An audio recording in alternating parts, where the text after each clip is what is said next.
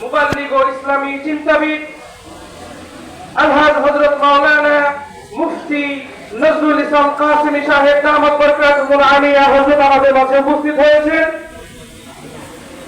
হযরত এখন ইনশাআল্লাহ গুরুত্বপূর্ণ নসিহত পেশ